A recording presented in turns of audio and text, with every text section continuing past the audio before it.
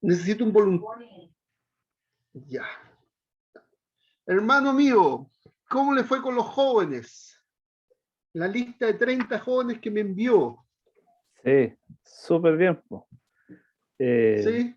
Sí, bueno, bien. Lo que conversábamos ayer, porque me llamaba la atención algunas cositas, de los 34, creo que eran 35 jóvenes, 3 quedaron sin invitación, 3. 2 de los cuales hace mucho rato no asistían, no se conectaban. Uno llama la atención porque es como se conecta siempre, siempre. Eso igual me llamó la atención porque no fue tan baja o tan alta la tasa de personas no invitadas. En un universo de 34, 30 sí, 34 asistentes. Y lo otro que me llamaba la atención que una de las chicas que está muy activa, que tiene participación en predicación y todo eso, tuvo, según el gráfico, 4 invitaciones. 4. La mayor tuvo 12 invitaciones. Y eso me llamó la atención también, que a pesar de estar expuesta, no surja ahí algo, un algo. Eh, bueno, de las 3 más mayores, que fue una de 12, 2 de 10, hay 2 que también que están muy activas en predicación, en pantalla, en streaming, y otra de las mayores que es una de 10. Nosotros normalmente hacemos grupos en los Zoom. Siempre como nos juntamos los lunes, entonces hacemos grupos automáticos, no manuales. Entonces sí, al azar, el que toca, toca, toca. Y después siempre nosotros tenemos por costumbre con mi señora, después que hacemos los Zoom, decimos ya, usted vea su pantalla que tiene a su izquierda, a su derecha, arriba, abajo, y apenas termine este Zoom, envíele un WhatsApp. Y hola, qué rico fue verte, o espero verte el próximo lunes, o lo que usted quiera. Y esta niña es prácticamente de las únicas que hace ese ejercicio. Y entonces, por ende, tuvo una buena recepción y hubieron muchos que la invitaron a tomar el café. Y esas cosas Bueno, me llamaron qué la atención. bueno.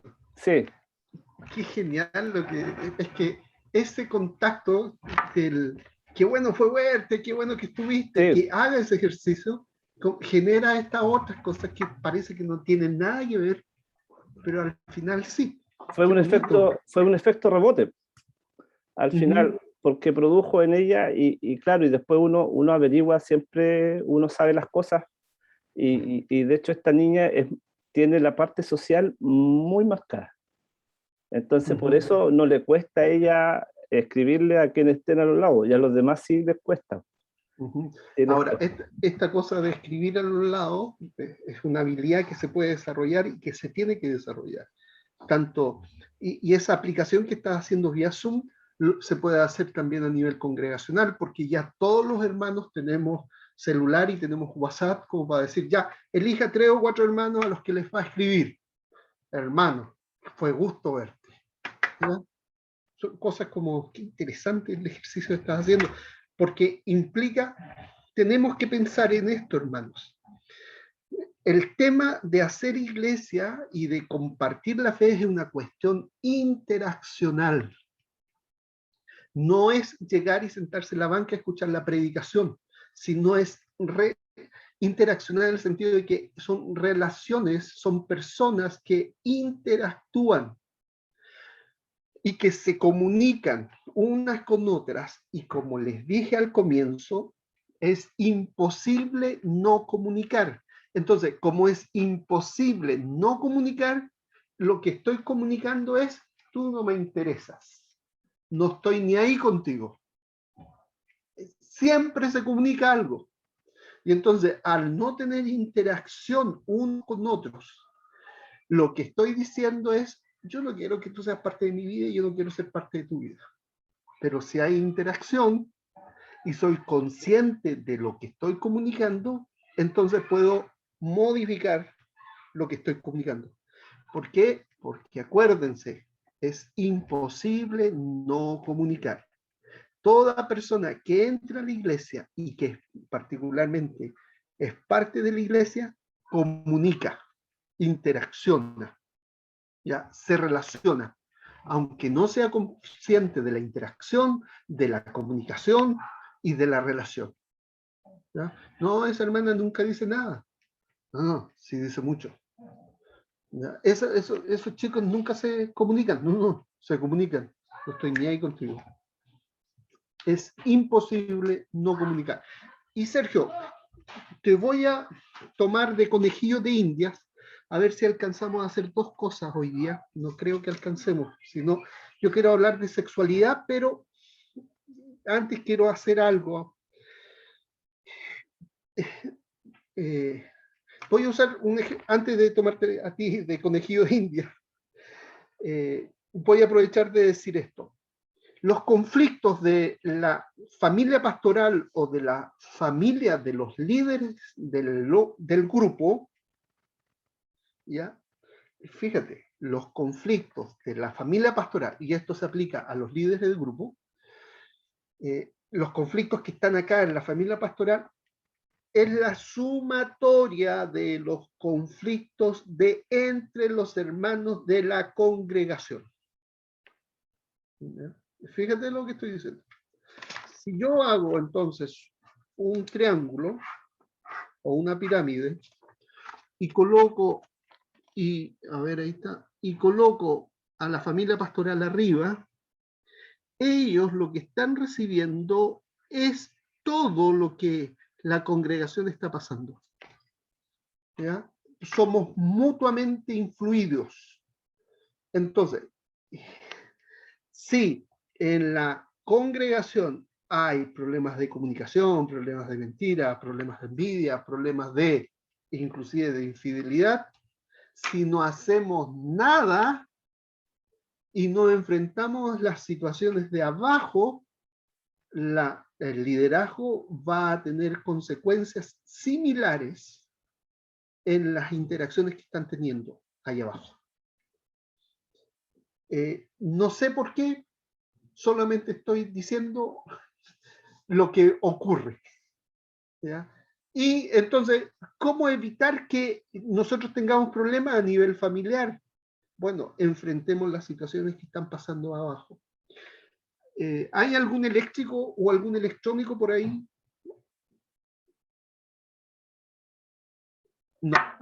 Ayer conversaba con un chico que está estudiando ingeniería electrónica y le decían, mira,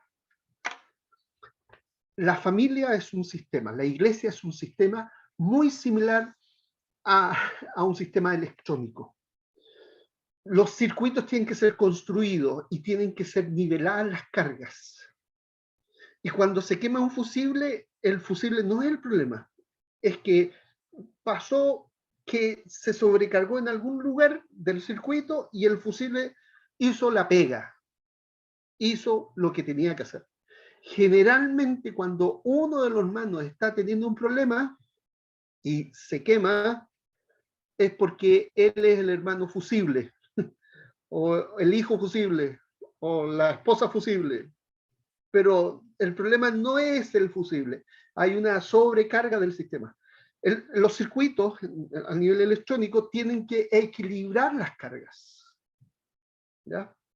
Y yo le decía, para que me entendiera este chico, ingeniero electrónico, le decía, esto pasa a nivel de familia y a nivel de iglesia. Pero las cargas a nivel de familia y a nivel de iglesia tienen que ver con la comunicación, con cómo interactuamos.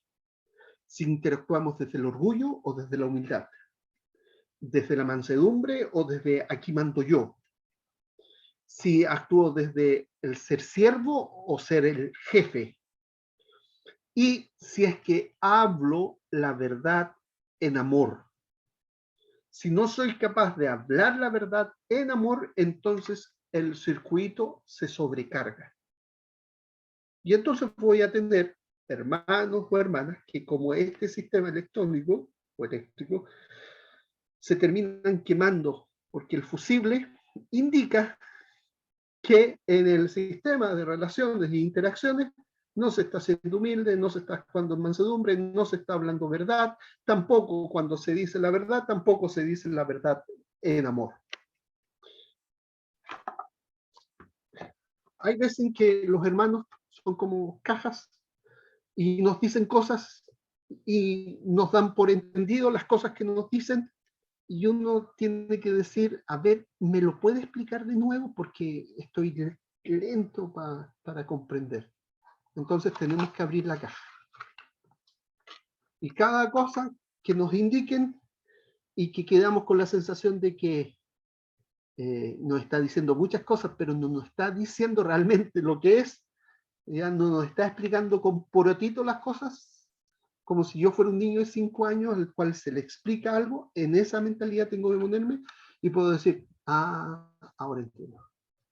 ¿Ya? Tengo que abrir todas las cajitas cuando está la persona planteándome algo. Ya, Sergio. Vamos a hacer el siguiente ejercicio, querido hermano. Y vamos a ponernos en la pregunta como título, fidelidad de Dios. Es la pregunta, y ahí va la pregunta, ¿en qué parte de mi vida, en la vida, desde que nací, desde que tengo memoria, hasta ahora, he visto la fidelidad de Dios, actuando así como actuando? Desde muy chiquitito empecemos. Uy, a ver. Bueno, en varias partes tengo que reconocer. Yo vengo de una familia cristiana toda la vida. Mi mamá estudió en el SET,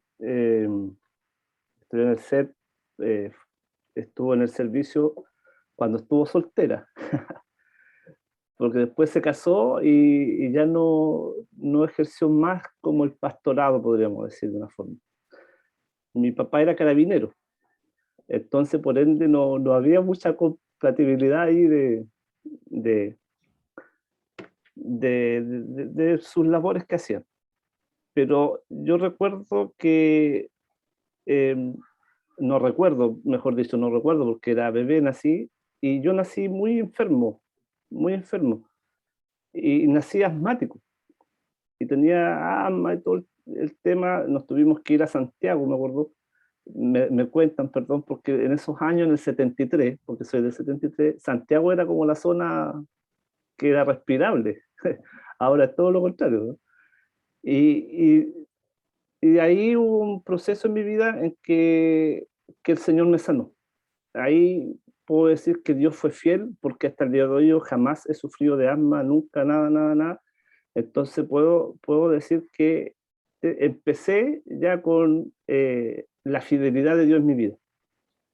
Ok, si a ese episodio le dieras un nombre, como si fuera un capítulo o una escena de una película, El ¿qué principio, título le dé? el principio de la fidelidad de Dios en mi vida, el principio. Entonces, primero, el principio de la fidelidad de Dios Claro. en mi vida. Ya, sigamos avanzando en edad. Ya después cuando grande, ya grande, a Pero ver, 10 años, 10 antes de ser adolescente. la verdad no tengo mayor recuerdo. No tengo mayores recuerdos en esa edad, porque sí fui, como estaba, fuimos criados en la iglesia todos, pero me recuerdo solamente que uno ya se alejó de la iglesia, nos alejamos. Y nuevamente se acerca la fidelidad de Dios en mi vida cuando estaba en el liceo, me acuerdo, el último año, y saliendo del liceo ya yo dije ahí que ya no podía estar en la situación que estaba, y decido yo ahí convertirme al Señor.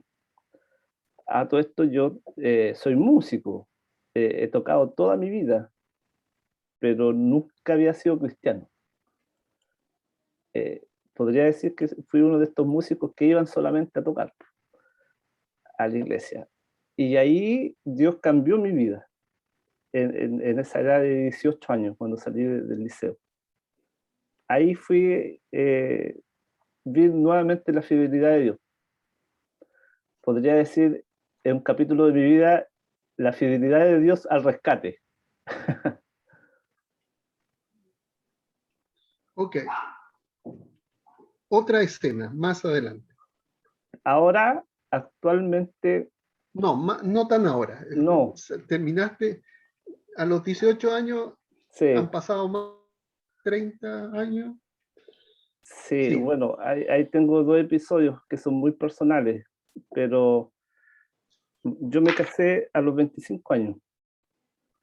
A los 25 años y tuve dos hijas que actualmente tienen 18 y 21. Pero yo de ese matrimonio me separé 12 años de casado. Me separé. Y ahí, bueno, no va al caso los motivos, ¿no? Eh, no nos metamos ahora en los motivos. sí, pero ahí puedo ver la fidelidad de Dios en que me pude mantener en Cristo, junto a mis hijas. En esos años, ¿Y tú te hiciste cargo de tus hijas? sí, O sea, te las llevaste, sí, se criaron contigo. totalmente, sí. ¿Y ahí cómo llamarías esa escena? Ah, chuta, es el consuelo de la encontrar el consuelo en la fidelidad de Dios.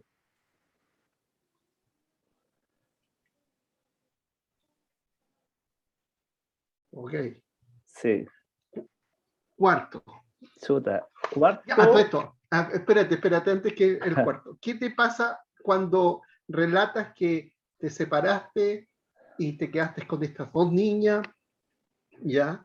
Y, y que no solamente te quedaste, sino te quedaste así como corazón partido, pero sin embargo el Señor te consoló.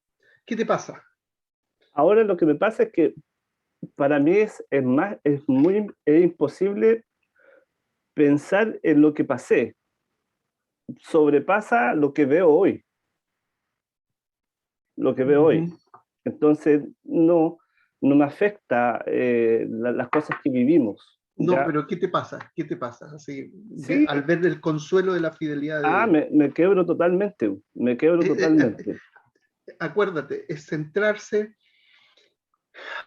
lo que estoy haciendo, y ya lo están viendo, es centrarse no en las circunstancias difíciles, Ujú. sino en cómo Dios actuó en Claro, esas circunstancias difíciles y se glorificó, claro. ¿ya?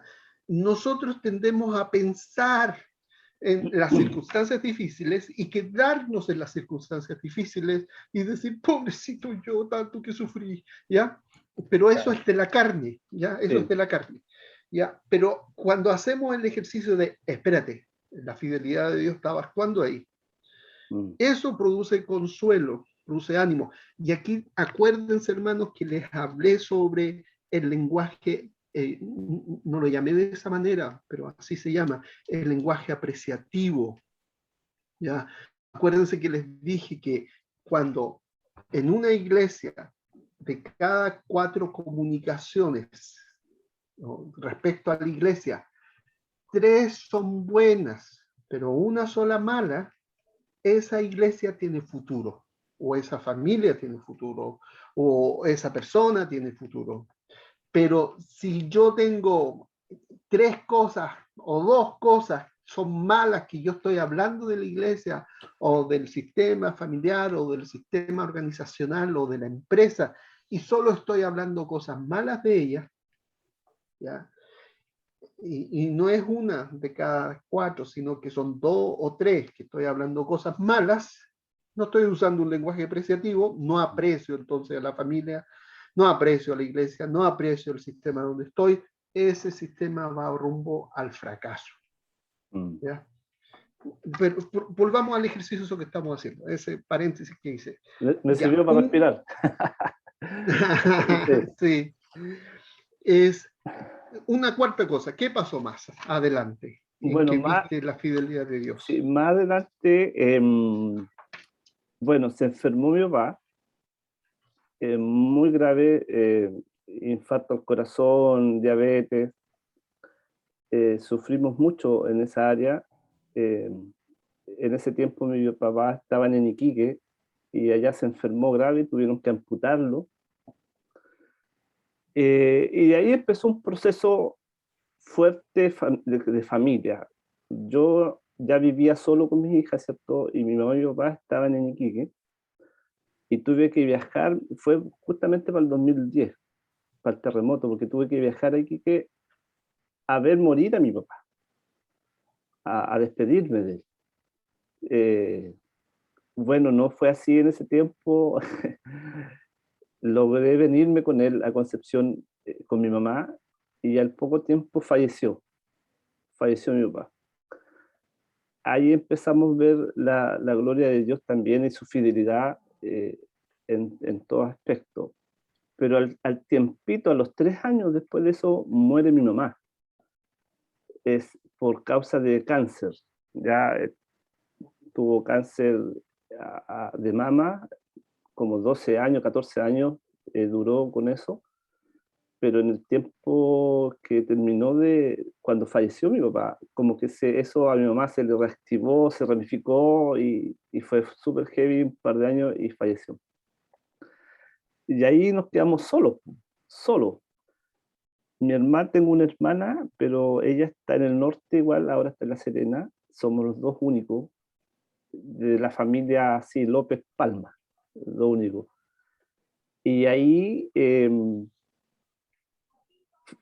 vimos la fidelidad del Señor, eh, en, en el sentirme acompañado, en sentirme, o sea, siempre he dicho yo, a lo mejor suena hasta frío, pero he dicho desde que fallecieron mis papás, para mí empecé como a ver la bendición de Dios completamente en mi vida.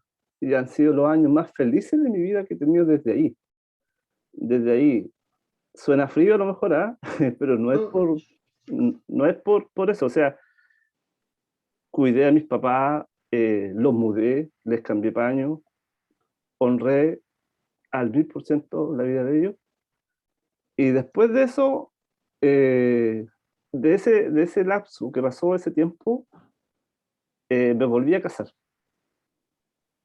ya, pero espérate, Pero hasta ahí por antes eso, de que volver ahora viene la hasta ahí nomás. felicidad, ahora viene la No, felicidad no, más adelante. pero ese episodio de tu padre y tu madre que se van, fallecen, ¿cómo lo llamarías? El consuelo del Señor en medio de la aflicción.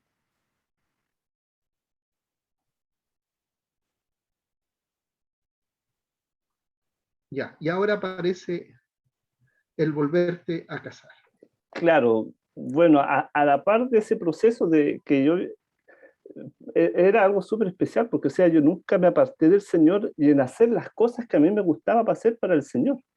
Nunca fue impedimento para mí el cuidar a mis padres, en dejar de hacer cosas para el Señor. Pues, las cosas que yo he activado, desde cualquiera de los procesos que pasé, nunca dejé de congregarme, por ejemplo, y menos tener una relación con el Señor. Nunca, no fueron impedimento para mí eso, porque sabía que el consuelo del Señor, o sea, son cosas, muchas de estas cosas fueron por errores de uno mismo, pero Dios no tiene la culpa de esto. Entonces, ¿Mm? eso sí lo tenía muy claro y sé que el Señor en su momento íbamos a sobresalir de todo esto. Entonces, en este proceso de enfermedad de mis papás, yo viajé mucho, mucho. He tenido la oportunidad, gracias a Dios, a través de la música, viajar a muchos países. Últimamente estuve en un ministerio que se llama En tu presencia, tocando con Pablo Medina. Tuve un par de años y viajamos a muchos países, a muchos lados. Y eso para mí era también algo muy, muy, muy sostenedor. Y en ese tiempo después fallece mi papá y yo me vuelvo a casar. Me vuelvo a casar hace 6 años.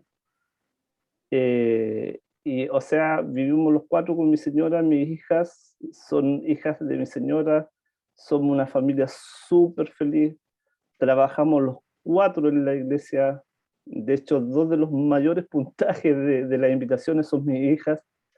Tienen un liderazgo bien fuerte, bien formado. Una de ellas el próximo año se va al Instituto SET a Coquimbo. La otra está estudiando un diplomado de música en México. Y hemos visto la fidelidad del Señor. Y con mi esposa estamos full trabajando con los jóvenes, no somos pastores, pero tomamos un trabajo pastoral en guiar a 40 jóvenes más o menos que tenemos hoy. Y, y ha sido, o sea, mi vida ha sido en torno a la fidelidad de Dios. Ya. Y a cuando te casaste, ¿cómo le llamarías a eso? O sea, no creo que sea, no, aún escribo el libro, así que podríamos llamarlo viviendo en la fidelidad de Dios. Ok. Fíjate. Las cinco escenas de esta película son el principio de la fidelidad de Dios en mi vida, la fidelidad de Dios al rescate, el consuelo de la fidelidad de Dios, el consuelo del Señor en medio de la aflicción. Y la última escena, aún viviendo en la fidelidad de Dios. Considerando todos estos títulos de estas escenas, ¿qué título le darías a la película? Dependo 100% de Dios. Mi dependencia es Cristo. Ok. Fíjate,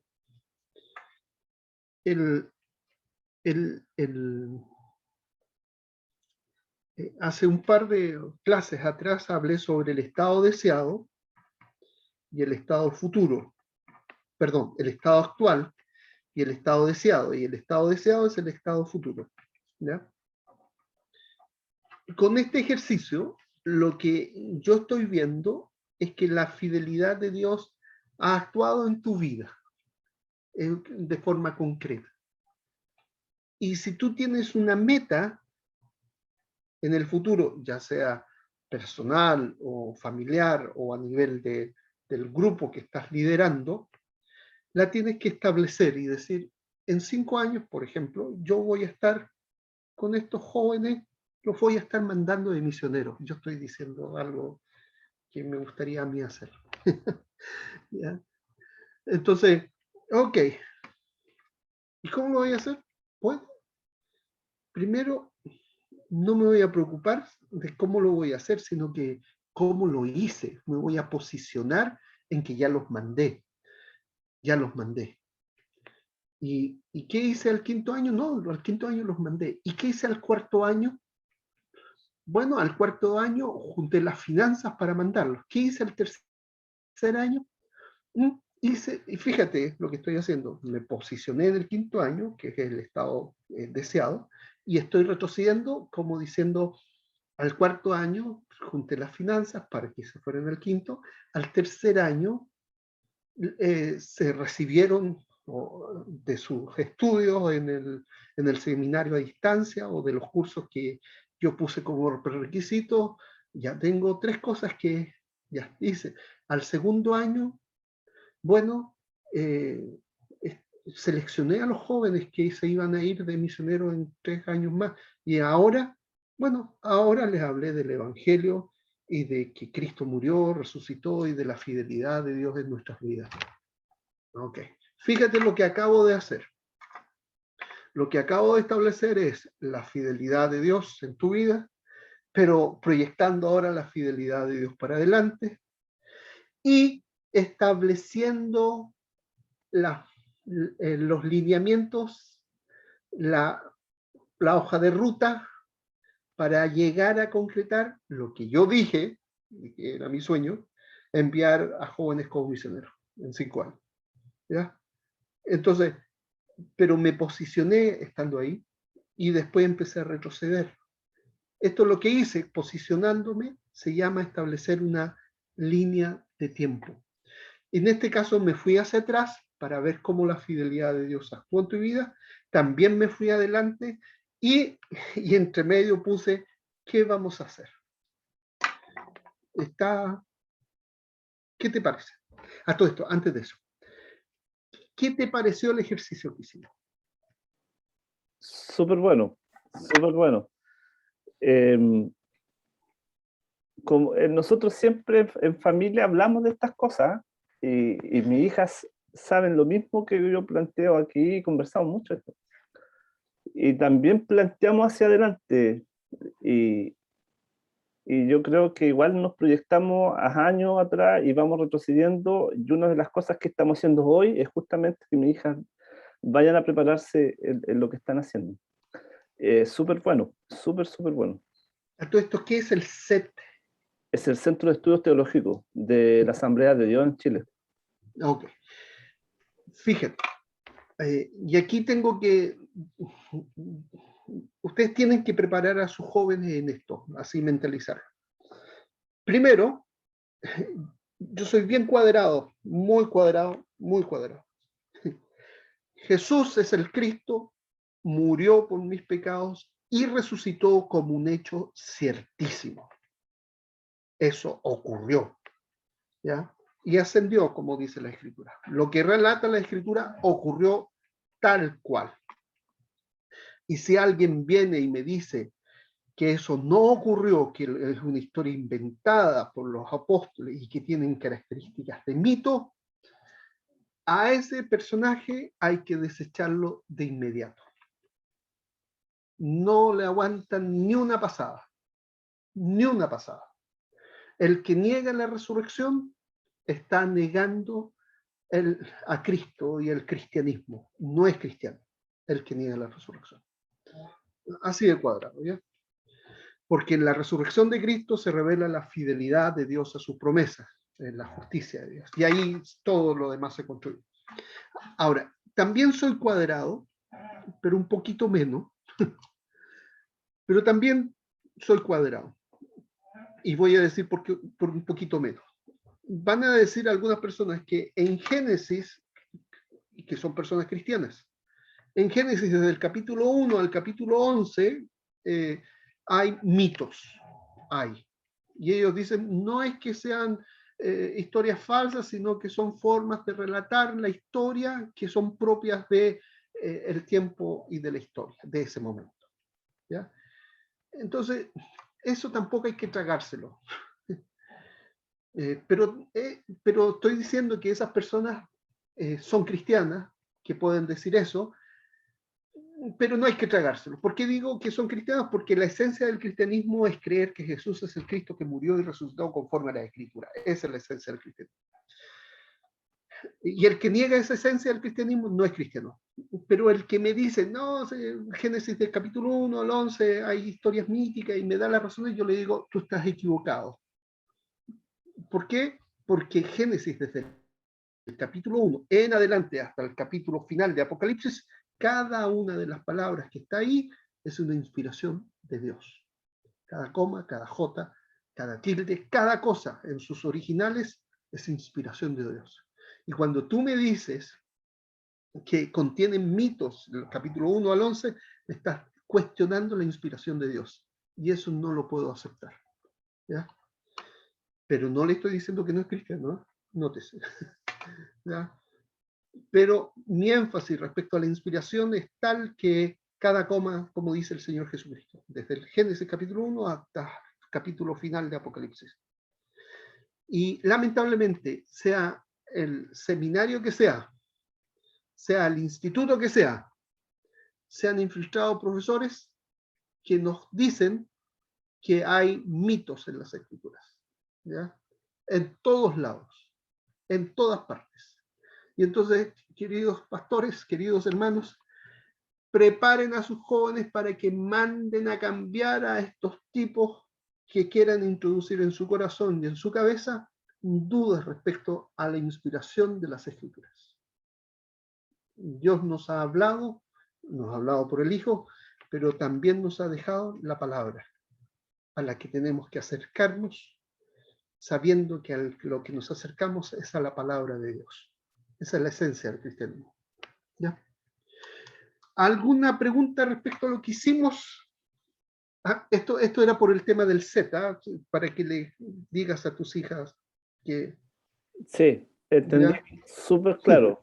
Así como, Sí, porque aparecen estas tonteras y yo digo, uno hace un ejercicio, fíjense, ¿por qué enfatizo que les hable a la gente sobre el Evangelio que Jesús es el Cristo que murió y resucitó conforme a la Escritura? Porque ya se dieron cuenta que las personas de la iglesia no saben qué es el Evangelio. Y como no saben qué es el Evangelio, las consecuencias que se van de la fe y empiezan a decir cualquier cosa que no tiene relación con la fe. ¿Ya? Eh, a ver si me puedo tomar un rato para seguir. ¿Alguien quiere decir algo respecto a lo que hicimos?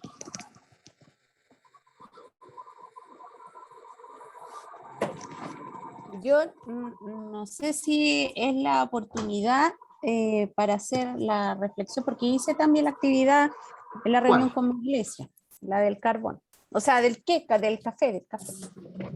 O ¿Ya? eso lo vamos ¿Ya? a ver en otra No, voz. no, sí, sí, dime. Ya. Y le pregunté y en realidad como a 15 hermanos no nombró nadie. Van a lavarse los dientes, apagan la tele. ¿Ya? Y bueno, ahí les di la explicación que esto era una actividad que íbamos a hacer en forma sistemática y teníamos que alcanzar a aquellos que estaban invisibilizados en la iglesia. Y sabes que una hermana, como nos comentaba Rodrigo, que esto moviliza a los que se dan cuenta que no están tomando en cuenta a otros. De ella sola salió a hacer una actividad, ir a visitar a las familias que tenían niños. Y como era ahora el Día del Niño, les llevó presente y todo aquello del listado que no habíamos nombrado. Así que puedo dar fe de que en realidad fue muy buena actividad. Qué bueno, te felicito, realmente. ¿Ya? Y uno puede seguir, y cuando uno lo hace con el espíritu de mansedumbre y humildad, el Señor se va a glorificar.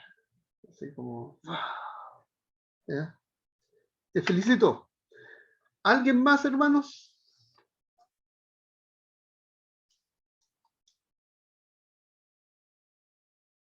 Hoy día no vino mi hermano José. Ninguno de los José vino.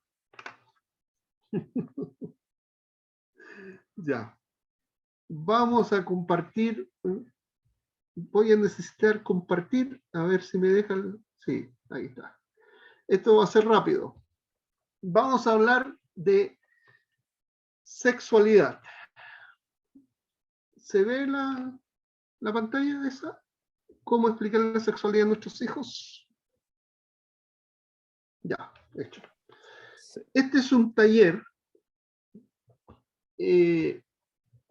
Nótese, esto no va dirigido a que nuestros hijos, ojalá nuestros hijos llegaran virgen al matrimonio, ¿ya? Pero es muy difícil que eso suceda, ¿ya?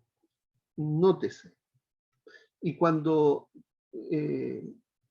ya, es lo ideal, pero ellos finalmente crecen y se van por un lado o por el otro, pero nosotros tenemos que hablar de este tema. Y este taller va dirigido no a los niños, sino a los papás de los niños, ¿ya?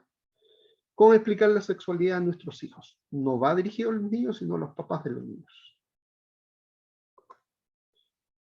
Y aquí yo escribí un cuento. Y el cuento se llama Conoció, concibió y dio a luz. ¿Cómo les hablo? Dice el papá. ¿Cómo lo hago? ¿Cómo los protejo?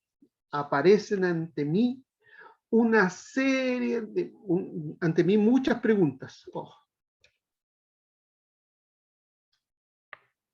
Mis temores, mis culpas y mis trancas. Esto es así, ¿eh? Cuando uno habla de sexualidad con los niños, aparecen nuestras vergüenzas, ¿ya? Esto era lo que se decía al hombre mientras caminaba hacia su casa. Estas preguntas habían estado ya cerca de 4 años en su vida y sabía muy dentro de él que tenía que enfrentar lo temido. Había ocasiones en la noche que se despertaba agitado, preguntándose cómo lo voy a hacer, cómo, no pudiendo retomar el sueño. No te preocupes tanto, si cuanto sea va a ser, le decían sus amigos. Aún no es tiempo, era la respuesta de aquellos a los que se atrevía a decirles sus dudas. Espera cuando sean grandes, le agregaban. Pero él decía, solo cuando son pequeños les creen a los padres. Si espero que sean grandes, ya va a ser tarde. Esta cosa en María es importante. Desde la niñez, a ver, no me deja ver, debía haber tenido el cuento armado en mi... A ver, ahí estás. Desde la niñez debo enseñarle lo que es bueno y lo que es malo. Y si no le enseño esto ahora, ¿cómo le podré decir lo que es bueno o lo que es malo? Se repetía una y otra vez, no quiero cometer el error de mis padres, que cada vez que hablaban del tema o rehuían del tema, aparecía la vergüenza de los errores de su juventud y yo debo enfrentar mis vergüenzas y esto solo lo puedo hacer desde la verdad. Se decía a sí mismo firmemente, no. Lo que voy a hacer es enfrentar mis vergüenzas y no me voy a dejar dominar por ellas. La última vez que estuvo así de nervioso fue cuando tuvo que decirle a los padres de su polola que ella estaba embarazada y que él era el papá. El otro momento fue cuando se enteró que no era uno, sino que eran dos, sus hijos en gestación. Finalmente el momento llegó. Ahí está el papá con sus dos hijos. Su gran estatura, de 1,95 m, era muy alto, no se condecía en lo pequeño que se sentía ante tal desafío. Se sentó y sus hijos vinieron corriendo a saludarlos, sentándose ellos en la rodilla de su padre. Bueno, comenzó diciendo, ustedes nacieron este es un cuento que escribí hace 10 años. Ustedes nacieron, no, hace 15 años, ya no importa.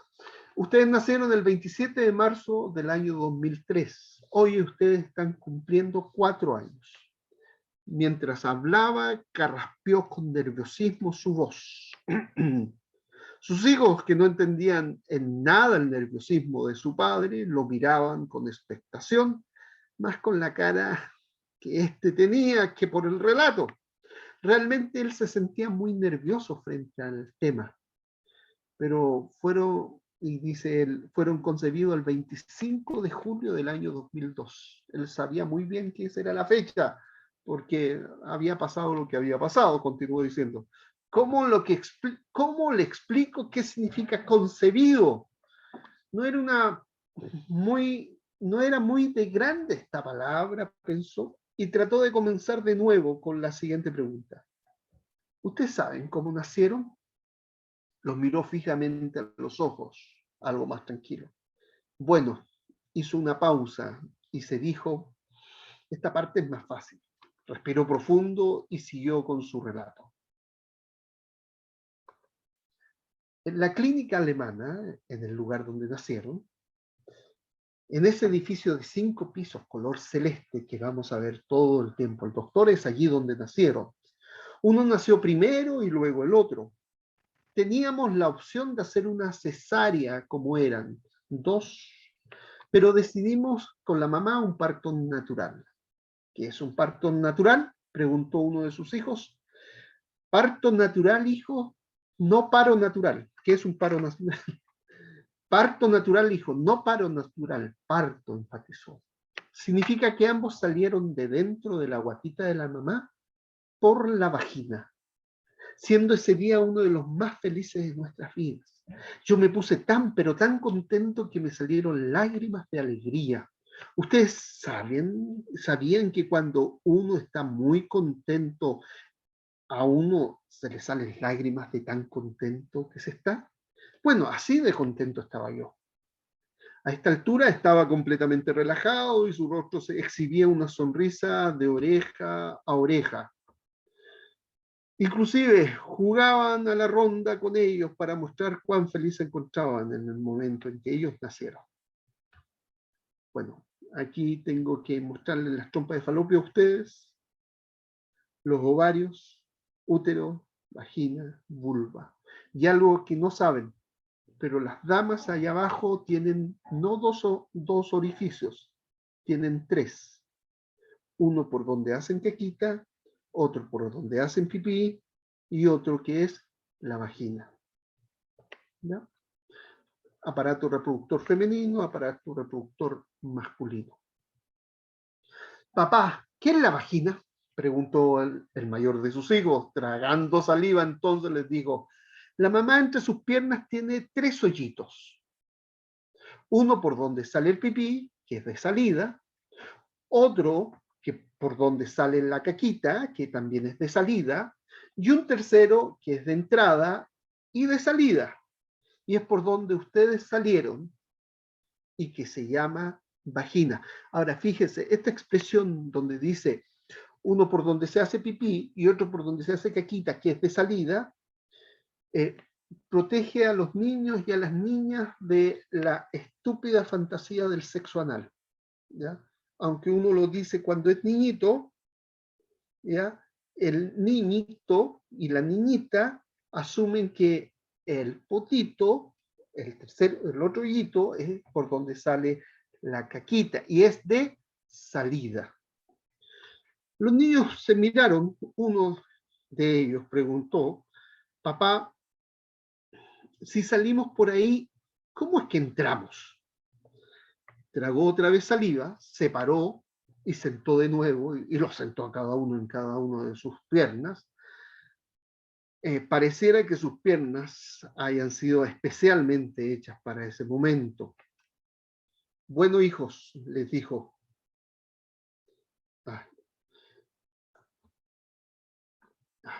Bueno, hijo, lo dijo en el mismo nerviosismo del comienzo. Sus ojos verdes miraban los verdes ojos de sus hijos. Ahora viene lo difícil, se dijo a sí mismo. Un espermio del papá y un óvulo de la mamá se juntaron. Eso se llama concebir. Hizo un pequeño silencio e hizo un breve suspiro. Espermio y óvulos, hijos, replicó el papá. Ustedes fueron concebidos el 25 de julio del 2002 en un lugar llamado Termas de Tolhuaca. Y cuando el óvulo y el espermatozoide se juntaron, comenzaron a formar un grupo de células y de repente, palmoteando con sus manos, apareció el corazoncito. Luego sus bracitos, piernecitas, deditos, y ustedes eran de este porte, indicando con sus dedos el hecho que medían menos de 1 centímetro. Los hijos que estaban tan atentos a la historia a esta altura, como si esta fuera un cuento de héroes, príncipes, princesas y hadas, lo miraron con signos de interrogación y preguntaron, ¿cómo llegaron a estar juntos el espermanganato tuyo y el óvalo de la mamá? Bueno, hijos, en los testículos del papá estaba el espermatozoide y dentro de la vagina de la mamá estaba el óvulo. Fíjate, cuando uno le cuenta esta historia a este niñito, estos pequeños, 4 o 5 años, le pone una defensa para evitar que su mente llegue la idea del aborto. ¿Ya? Por si acaso. Este cuento tiene sus razones de ser. Aquí de nuevo se puso nervioso y respiró profundo. El papá entró al cuerpo de la mamá y colocó dentro de ella los espermios, miles de ellos, pero solo 2 lograron su objetivo. Papá, ¿y cómo pusiste los espermios dentro de la mamá? Dijo uno de ellos. Con mucho cariño y cuidado, lo hice, hijo, dijo él, queriendo como escapar de la respuesta. Sí sé, papá, pero ¿lo hiciste con una cuchara o con qué? Preguntó el menor. Ya estoy en eso, se dijo. El papá puso dentro de la vagina de la mamá a los espermios y tuvo que hacer con su pene. Lo tuvo que hacer con su pene. El pene del papá entró en la vagina de la mamá y saltaron los espermios. Él dio un brinco a través de donde el papá hace pipí. Pero muchísimos espermios salieron y comenzaron a nadar. Parecían pequeños pececitos nadando en una búsqueda desesperada. Les explicaba mientras movía sus manos a semejante de la cola de un pez. Y solo 2 de ellos llegaron a 2 óvulos que estaban cerca del útero de la mamá. El útero es una parte del cuerpo de mamá donde se queda el bebé hasta que esté listo para nacer. Cuando el espermio se juntó con el óvulo, en ese momento fueron ustedes concebidos. Golpeó ambas manos para ejemplificar la unión del espermio con el óvulo. Para que ustedes llegaran a nacer tuvieron que ser concebidos, y para que fueran concebidos los papás tuvieron que estar unidos. El pene del papá entró en la vagina de la mamá. Cuando el papá y la mamá estuvieron juntos fue un momento de mucho placer. Cuando ustedes fueron concebidos fue un momento de mucha alegría, y de igual manera cuando ustedes nacieron fue un momento de mucha felicidad. El que el papá entre en el cuerpo de la mamá y que la mamá acepte que una parte del cuerpo del papá entre dentro de ella, a esto la gente le llama tener relaciones sexuales. Ya a esta altura estaba relajado. Y cuando uno está casado con su esposa, uno tiene relaciones sexuales con su esposa. Eso significa que el papá y la mamá se unen a través del pene del papá y de la vagina de la mamá y parecen ser una sola persona. Pero papá preguntó a uno de ellos, ¿y los pololos? Bueno, dijo, eso es otra historia. Ya. Este cuento va dirigido a que los papás cuenten el cuento con la experiencia de ellos, a niños que son muy niños. ¿A qué edad desde qué edad?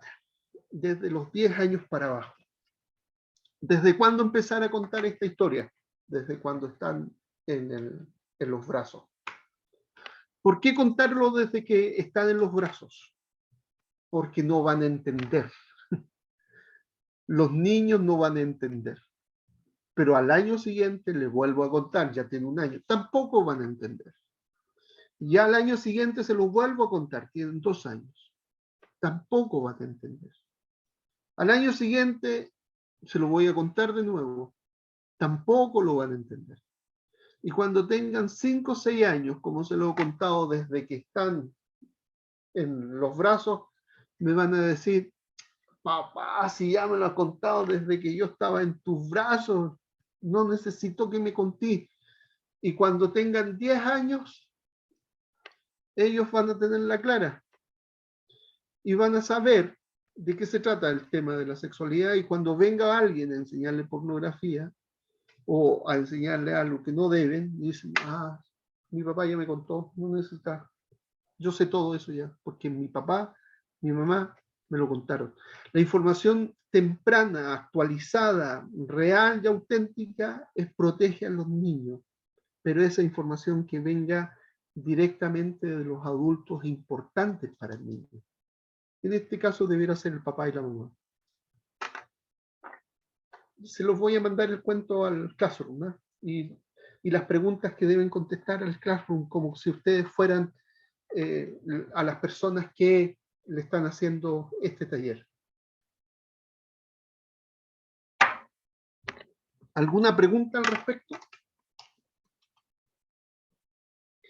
Nótese, la idea no es solamente hablar de sexualidad al niño, sino también explicarle la sana sexualidad, que es por la vagina, y evitar que en la mente del niño se produzcan tergiversaciones respecto a la sexualidad. Y finalmente evitar también que si el niño piensa que el aborto es malo, ya lo tienes curado de pensar que el aborto es una opción. ¿Ya? Yo tengo 3 hijos adolescentes. El otro día los senté en la mesa y les dije, mira hijo, no me importa la razón, si es que llega a pasar, yo no quiero que uno de mis nietos sea abortado. Si ustedes no quieren hacerse cargo, yo me hago cargo. Pero no quiero que ninguno de mis nietos sea abortado, asesinado. ¿Ya? Eso. ¿Por qué se los dije? Porque ya les habría hablado durante años de este cuento, y ahora que son adolescentes, no sé qué decisiones podrían tomar en la vida que venga, pero en su corazón y en sus cabezas no esté la opción del aborto, por nada del mundo. ¿Alguna pregunta?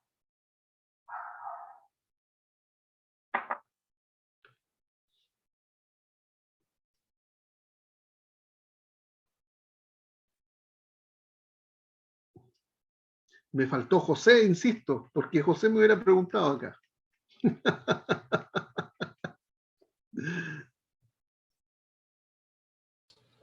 Yo también soy José. Sí. Esto tenemos que pensarlo generacionalmente, hermanos. Nosotros a veces nos preocupamos de los adultos demasiado, de los jóvenes también bastante, pero nos olvidamos de que los niños están siendo bombardeados, pero absolutamente por todos lados, por todos lados. Si ustedes ven las películas que están viendo y empiezan a ver pequeñas señales como las banderitas gay que tienen los niñitos de las películas que están viendo, y banderita y porcito y etcétera, es increíble. Y si ustedes empiezan a ver, por ejemplo, 13 razones, esa serie, 13 razones por las que se mató la niña esta, no sé si la vieron, empieza más o menos bien y después se tergiversa absolutamente más de lo que se tergiversó al principio, y llegan a ver entre el 30 y 40% de los actores que están en la serial son homosexuales. Y entonces como, y uno dice, pero si esta película era tan buena, ¿y por qué aparece este homosexual de la nada? ¿Por qué? Porque están buscando cambiar la generación que viene. ¿Ya? Y la generación que viene no es solamente los niños de 12, 13 o 14 años, sino son los niños, los chiquititos, de 3, 4 años para arriba. ¿Ya? Eso se va a instalar, se está instalando, y va a ser una lucha que tenemos que dar. Y la lucha que se tiene que dar es de la verdad transparente, auténtica, dicha en amor, de parte de los padres. O sea, los padres no solamente tienen que conocer que es el Evangelio, que es la justicia de Dios, sino también cómo explicar este tema de la sexualidad a los niñitos pequeños. No tienen opción, hay que hacerlo.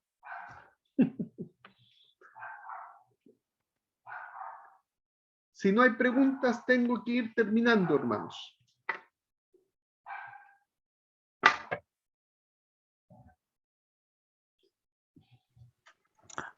Nada, hermano Rodrigo, agradecerte porque creo que en eso tienes toda la razón. Todas estas cosas que están entrecubiertas de las políticas de la LGTBI apuntan a eso, lo que usted está diciendo, a tratar de dañar la inocencia y lo hermoso que es la niñez. Y es terrible lo que está sucediendo, uno lo ve en las políticas educacionales. Mi esposa es profesora y en los colegios está llegando esta enseñanza de manera muy, pero ahí entrecubierta, pero y hay módulos o unidades las cuales tienen que pasar donde se tiene que hablar de este tipo de cosas. Ya en su momento en algunos colegios acá en la Araucanía se instalaron algunos baños que antes era hombre, mujer, ahora como pasó, no sé, me parece que hay ya común baños que no hay distinción de sexo. Y eso es terrible también, o sea, creo que esto es es una muy buena enseñanza para nosotros todos, pues como líderes, como pastores, porque en nuestras iglesias también llegan niños. Y pasa esto, y a mí me lo pasó a mi papá. Yo vengo de una familia pastoral, y a mis padres que eran pastores les achacaba la responsabilidad de enseñarlo porque los papás no hablaban de sexualidad. Ellos esperaban que en la iglesia se hablaba de sexualidad, cosa que no tiene que ser así. Yo creo que la familia tiene que hablarse de la sexualidad, como usted lo estaba haciendo. Sí, pero nótese, le estoy traspasando la responsabilidad si ustedes son pastores, a que capaciten a los papás para que los papás le hablen a los hijos. Y así como diciendo, ya, ¿le hablaste o no le hablaste? ¿Le hablaste o no le hablaste? ¿Completaste la ficha o no completaste la ficha? ¿Qué te dijeron los hijos? ¿Cómo fue la reacción? No, es que no me atreví, pastor. Este tema ya no es de atreverse. Este tema se tiene que hablar o hablar. ¿Por qué? Porque el mundo lo está tergiversando absolutamente. Y si yo no voy con la verdad, dicha en amor, en humildad, asumiendo las vergüenzas, pero hablando, lo que voy a obtener es que mis hijos van a tener, uno de los tantos va a tener una tendencia homosexual, porque sencillamente no hablé. ¿Ya? Eso tienes que tenerlo claro. ¿Ya? Si no hablas, el mundo habla. Si te callas, el mundo no se calla. Entonces yo como pastor debo capacitar a los papás para que los papás le hablen a los hijos desde la verdad dicha en amor. Un desafío grande, hermanos. ¿Ya? Ok, tengo que ir terminando. Nos quedan solo 2 clases por si acaso, ¿ya? Espero que los demás se vayan a ver el video y puedan aprender y sacarle el jugo. Compartan los videos porque están bueno, el hermano Sergio siempre los manda, yo los bajo y los comparto en mi YouTube, pero compartan porque esta capacitación, ustedes ya se han dado cuenta, es muy buena. El argentino que llevo dentro me sale así. Bendiciones, hermano. Un gusto estar con ustedes. Hasta el próximo miércoles. Chao, hermano.